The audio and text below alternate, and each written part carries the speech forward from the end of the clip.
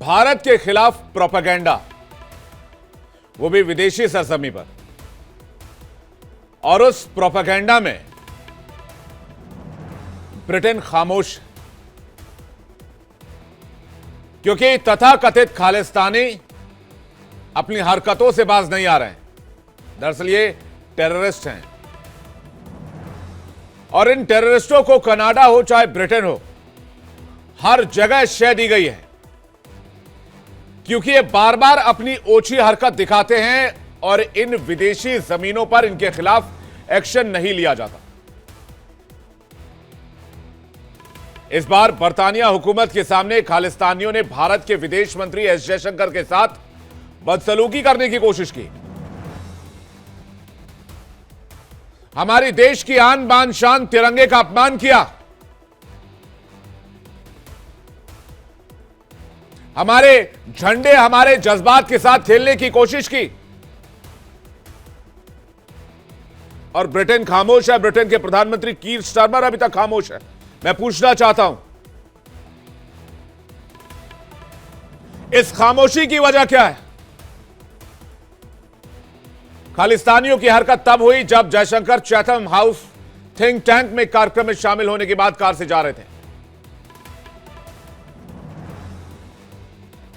British police के officials, वहां के जवान मुंह ताकते रहे इनके खालिस्तानियों के, खामोश रहे और पूरा माजरा देखते रहे, गतिविधियों को देखते रहे। और जब पानी सिर से ऊपर चला गया तब जाकर ब्रिटेन के जवानों ने खालिस्तानी समर्थकों को जयशंकर की गाड़ी के सामने से हटाया। आपको बता दें कि एस जयशंकर विदेश दौरे पर हैं, ब्रिटेन और आयरलैंड की यात्रा पर हैं। ब्रिटेन में जयशंकर के सामने खालिस्तानियों ने प्रदर्शन किया है। इनकी कोशिश यह होती है कि इस तरह के प्रोपेगेंडा से किसी तरह से लाइमलाइट में आया जाए, खबरों में आया जाए। लेकिन जिस तरह से इन्होंने तिरंगे का अपमान किया है, यहां पानी सिर से ऊपर चला गया, वरना इनको तो पूछने वाला भी कोई नहीं है। एस जयशंकर जब गाड़ी में बैठने आते हैं तो एक खालिस्तानी समर्थक विदेश मंत्री की गाड़ी की तरफ दौड़ता है और ब्रिटिश पुलिस अधिकारियों के सामने भारतीय झंडे को फाड़ देता है। यह सब होता रहा, ब्रिटेन की पुलिस चुपचाप तमाशा देखती रही। बाद में पुलिस ने उस खालिस्तानी को पकड़ा, उस आतंकी को पकड़ा, जिसने एस जयशंकर की गाड़ी की तरफ दौड़ लगाई थी। इन आतंकियों का ग्रुप पहले से ही जयशंकर के निकलने का इंतजार कर रहा था।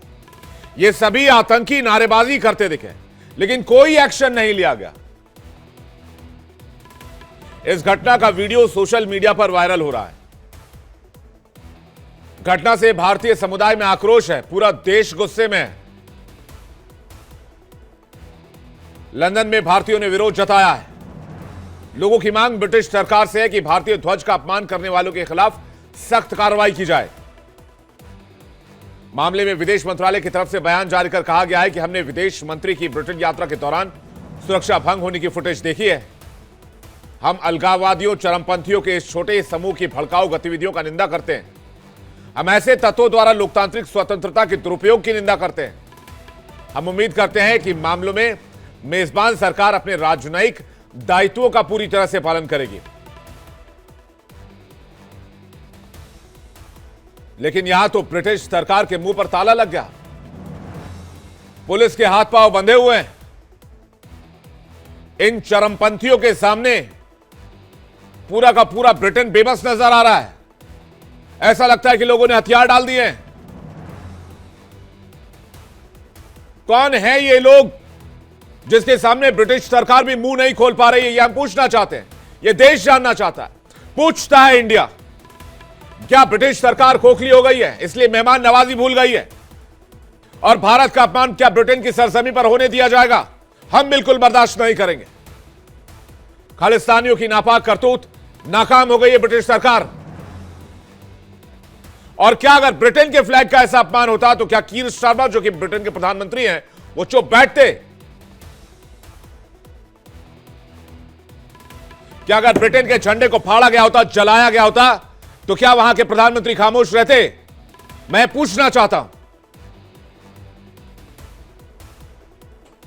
बातचीत करने के लिए अनंत अमित, नेता बीजेपी, अश्विनी मिश्रा, नेता कांग्रेस, दीपक वोरा, पूर्व राजनयिक, पूर्णिमा नाथ, राजनीतिक विश्लेषक, थोड़ी देर में हमारे साथ होंगे, संजीव उनियाल, राजनीतिक विश्लेषक, थोड़ी देर में हमारे साथ होंगे। आप सभी मेहमानों का बहुत बहुत स्वागत है। दीपक वोरा सर, सबसे पहले आपसे शुरुआत करते हैं। ये जो मैं इनको सर, ये पता नहीं अपने आप को सो कॉल्ड क्या कहते हैं, पाकिस्तानी कहते हैं, अफगानिस्तानी, पता नहीं क्या कहते हैं, मैं इनको किराए का टट्टू कहता हूं। ये 2-4-10 जो अपनी भीड़ में जमा होते हैं और उसके बाद भारत के खिलाफ प्रोपेगेंडा चलाने की कोशिश करते हैं। मैं कहता हूं चलाओ, तुम्हें जितना प्रोपेगेंडा चलाना है, लगा लो अपनी एड़ी चोटी का जोर, तुम कुछ हिला नहीं पाओगे भारत का। मैं इनको चैलेंज करता हूं सर। लेकिन मेरा पहला सवाल यह सर कि भारतीय झंडे का अपमान हुआ ब्रिटेन की धरती पर, वहां का प्रधानमंत्री खामोश क्यों है? कीर स्टारमर के मुंह पे ताला क्यों लगा हुआ है? आभारी हूं साहब, बहुत अच्छा लगता है। और आप जो सवाल पूछते हैं और जो कहते हैं वो बिल्कुल सही है। बहुत कठिन सवाल पूछते हैं, उनका जवाब देना भी आसान नहीं है। आपके बाकी विशेषज्ञ हैं, उनसे भी बहुत कुछ सीखूंगा। सर, ब्रिटेन के बारे में दो चीजें स्पष्ट हैं। एक तो उसकी ताकत खत्म हो गई है, उसका पैसा खत्म हो गया, अक्कड़ अभी नहीं गई है। इसको अंग्रेजी में एटाविज्म कहते हैं। एक जमाने में दुनिया का 25% जो एरिया है वो हमारी हुकूमत में था।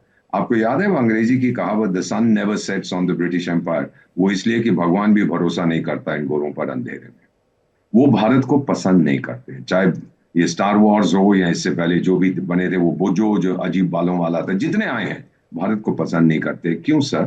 क्योंकि ब्रिटिश लोग कहते हैं कि हमने दुनिया का सबसे बड़ा साम्राज्य बनाया। मैं तो रहा हूं वहां, दुनिया का सबसे बड़ा साम्राज्य हमने बनाया। और हम भारतीय क्या कहते हैं? हमने दुनिया का सबसे बड़ा साम्राज्य तोड़ दिया था। हमने शुरुआत की थी कि वो साम्राज्य खत्म हो जाए। ये इसको पचता नहीं है, स्वीकार नहीं करते। सर, ये हम आपको एक चीज बताता हूं कि ये जो सांप पाल रहे हैं अपने फ्रंट यार्ड में, बैक यार्ड में नहीं, इनका फायदा ये खुद देख चुके हैं। पहले इन्होंने इस्लामिक समुदाय के लोगों को पुछला के तो किया, उन्होंने हमला किया। अभी 8-10 जो हैं ये टेररिस्ट, आतंकी, खालिस्तानी, उनके साथ ये कर रहे हैं। क्यों सर?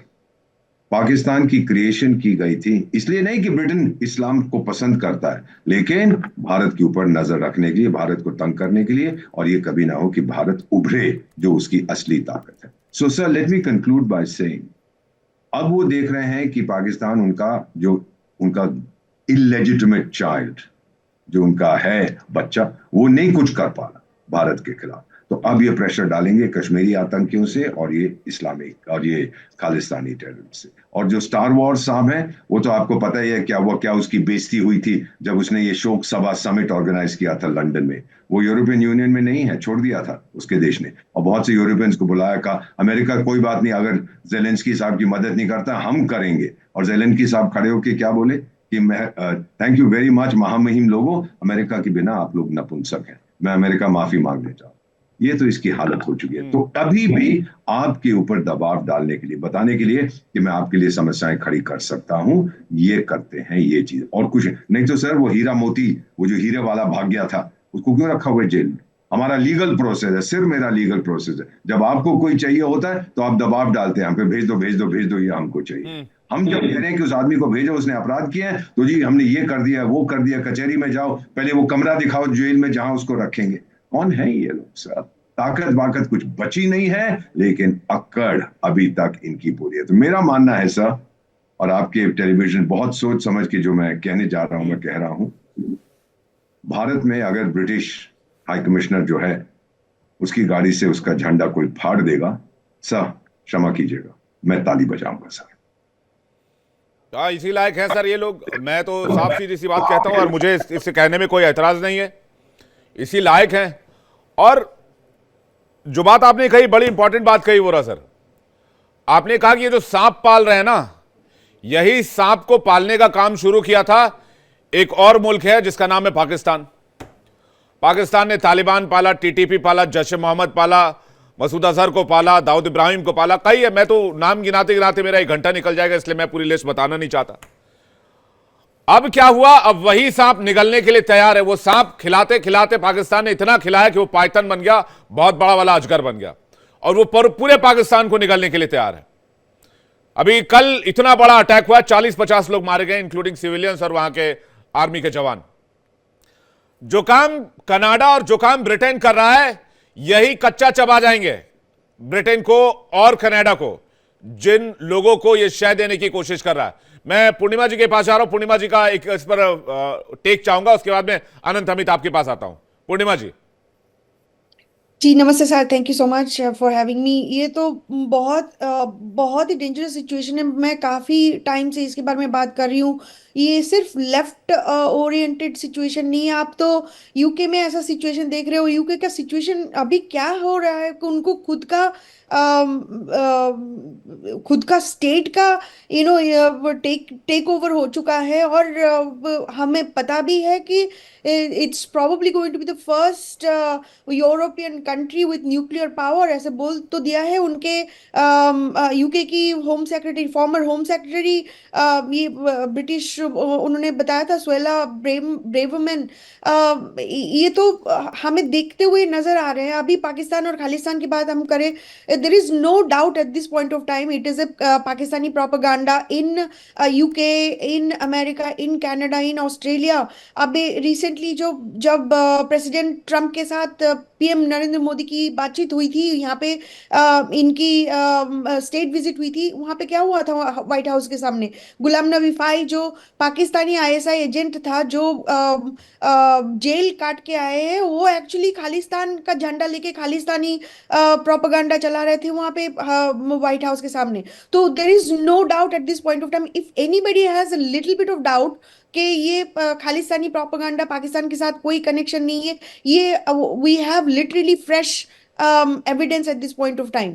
अब यहाँ पे देखा जाए तो खालिस्तान की बात करें तो खालिस्तान 95% और 96% जमीन तो पाकिस्तान के अंदर है। तो उनके मैप क्यों इंडिया की राज्य चुराने के लिए बात कर रहे हैं? तो ये जो एजेंडा चला रहे हैं ना, मुझे मुझे लगता है hopefully President Trump understand what it is, but I don't know how much he knows और how much he doesn't know. क्योंकि at least from a Bangladesh perspective उन्होंने वो उसका जिम्मेदारी पीएम मोदी को दिया था, लेकिन खालिस्तान के बात में अभी कोई सॉलिड स्टेटमेंट मैंने प्रेसिडेंट ट्रम्प से नहीं सुना। लेकिन ये यूके की ये जो सिचुएशन है, ये तो कब से चल रहा है। हमारे यहाँ पे भी तो ये ड्रामा चल रही है। यहाँ पे सैन फ्रांसिस्को में हमारी इंडियन कॉन्सुलेट जनरल की ऑफिस में अटैक हुआ था। अभी तक उसका कोई इन्फॉर्मेशन नहीं है। रिसेंटली मैंने मिसेस जयशंकर को देखा है कि उन्होंने बोल रहे कि स्ट्रिक्ट एक्शन लेना चाहिए और हमें अकाउंटेबिलिटी चाहिए। बस ऐसे भाषण देने से थोड़ी होगा। थोड़ा सा हमें भी सख्त होना पड़ेगा। मैं उस तरीके से बोल रही हूँ क्योंकि मैं अब एक इंडियन बॉर्न अमेरिकन सिटीजन हूँ। मैं ना अमेरिका को छोड़ सकती हूँ एज ए कर्म भूमि, ना मैं इंडिया को छोड़ सकती हूँ एज ए जन्म भूमि। तो हम जैसे लोग जो इंडिया छोड़ के यहाँ पे आए हैं, हम इंडिया को तो कभी छोड़े नहीं है। हम जहाँ पे जा रहे हैं वहाँ पे इंडिया को लेके ही चलते हैं। इंडिया का जो सिविलाइजेशन है उसके बारे में काम करते हैं, उसको प्रमोट करते हैं। हम कन्वर्ट करने वाले वो कॉम में हम लोग नहीं है। तो हम जैसे लोगों के अगेंस्ट यहाँ पे बातचीत शुरू हो चुकी है, whether it is a left wing Democrat supporter और the right wing Trump supporter base. अभी सीधा सीधा मैं कोट करके बोलूंगी आपको, ये बोल रहे कि इंडियन हेट और hating Indians is legal in America. ये कॉन्स्टिट्यूशन के हिसाब से उनको लीगल अथॉरिटी देता है कि वो हेट कर सकते हैं। लेकिन आपको समझ में आ रहा है कि मैंने कल या परसों मैंने ट्विटर में भी ये बात कर चुकी हूँ कि यहाँ पे ये बात विद इन 20 मिनट्स वो हेटिंग ऑन इंडिया, वो narrative quickly shifted to I person like me is a terrorist, Indian terrorist. आपको समझ में आप इसके बारे में थोड़ा सा मंथन करिए, बात करिए, डिस्कशन करिए कि this is very dangerous what is happening and this ये भी मैटर है। सही कह रही हैं आप। लेकिन विदेश मंत्रालय के प्रवक्ता रणधीर जायसवाल ने कहा है कि हमने विदेश मंत्री की यूके यात्रा के दौरान सुरक्षा उल्लंघन और तिरंगे के अपमान की फुटेज देखी है। हम चरमपंथियों के इस उकसावे वाली गतिविधियों की कड़ी निंदा करते हैं और हम उम्मीद करते हैं कि ब्रिटिश सरकार ऐसे मामलों में अपने कूटनीतिक दायित्वों का पालन करेगी। तो अनंत अमित जी, कब तक हम उम्मीद का दामन थामे बैठे रहे? हम वर्ल्ड 5th लार्जेस्ट इकोनॉमी बन चुके हैं। कब तक हम इसी उम्मीद के साथ चलें? अभी आप देखिए 40 दिन के अंदर डोनाल्ड ट्रंप ने कोहराम मचा दिया है पूरे विश्व में। कोहराम जिसको बोलते हैं, ओरिजिनल में जिसे कोहराम कहा जाता है। रेसिप्रोकल टैरिफ से लेकर अवैध प्रवासियों को निकालने से लेकर हर वो काम कर रहे हैं जो अमेरिका कर सकता है। तो हम तो इतना तो कर ही सकते हैं ना कि अगर तिरंगे का अपमान हुआ और विदेश मंत्री का अपमान हुआ है तो कम से कम उनके हाई कमीशन में जाकर या फिर उनके राजनयिक को तलब करके उनको बोलें कि ये जो करवा रहे हो ठीक नहीं करवा रहे हो, और अगर तुम्हारे साथ हुआ तो इसके जिम्मेदार तुम होगे। देखिए विवेक जी, आपका जिस तरीके से गुस्सा है, ये पूरे देश के 140 करोड़ जनता के बीच में और युवाओं के बीच में जो नाराजगी है, जो गुस्सा है, उस सड़कों पे देखने को मिल रहा है। और जिस तरीके से बोहरा साहब ने कहा, मैं बोहरा साहब की बातों का समर्थन करता हूं कि उनके अगर गाड़ी में लगे हुए फ्लैग को कोई, तो हम भी उसमें क्लैपिंग करेंगे। लेकिन मैं मुद्दे पे आता हूं। विवेक जी, आज जिस तरीके से एस जयशंकर को लेकर जिस तरीके से नारेबाजी हुई है, जो और हमारे राष्ट्रीय ध्वज को जिस तरीके से जलाया गया है, भारत उसकी निंदा करता है और उसकी कितनी भी निंदा की जाए वो कम है। और देख लीजिए विवेक जी, ये 2014 के बाद का भारत है। ये नरेंद्र मोदी जी का नेतृत्व में चल रहा भारत सरकार है।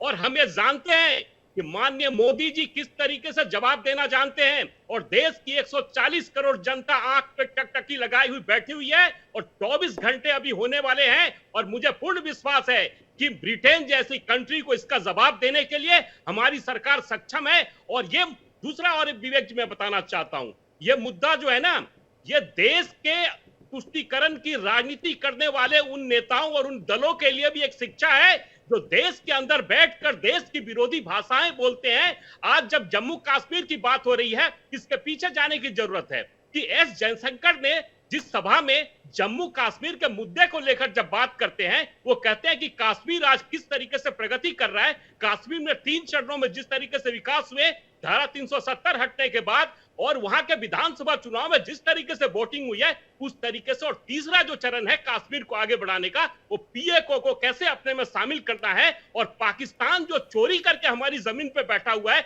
उस जमीन को कैसे वापस लेना है। मुख्य मुद्दा जो है वो पीओके को लेकर है। और आज जिस तरीके से खालिस्तानियों ने, अलगाववादियों ने जिस तरीके से हमारे राष्ट्रीय ध्वज को जलाने का काम किया, इनका नाम कोट मत कीजिए। ये कोई पाकिस्तानी अफगानिस्तानी नहीं है। ये लोग किराए के टट्टू हैं। ये भाड़े पर लाए गए 4, 5, 10, 100 लोग हैं जो आईएसआई और एंटी इंडिया जो डीप स्टेट्स हैं वो मिलकर इनको जमा करते हैं और इनको फंड करते हैं। और जस्टिन ट्रूडो वाली सरकार कनाडा से जो फंडिंग होती है, ये वही 150 लोग हैं सर। इससे ज्यादा कुछ नहीं। इनको कोई नाम मत दीजिए और ना ही मैं इनको नाम देना चाहता हूं। विवेक जी, आप तो सांप कह रहे हैं, हम तो सांप भी नहीं। सांप से तो लोग डरते हैं, सांप भी लोगों से मैं तो सांप को फिर भी अच्छा मानता हूं। ये तो भाड़े पर, सर मैं तो कह रहा हूं भाड़े पर मंगाए गए लोग हैं। बिल्कुल, ये भाड़े का टट्टू है। और भारत की लेकिन अभी तक ब्रिटिश राजनयिक को तलब क्यों नहीं किया गया?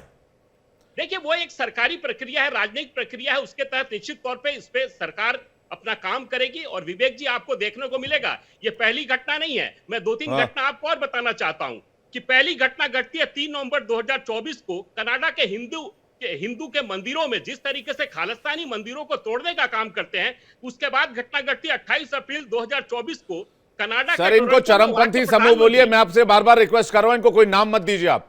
ये चरमपंथी समूह से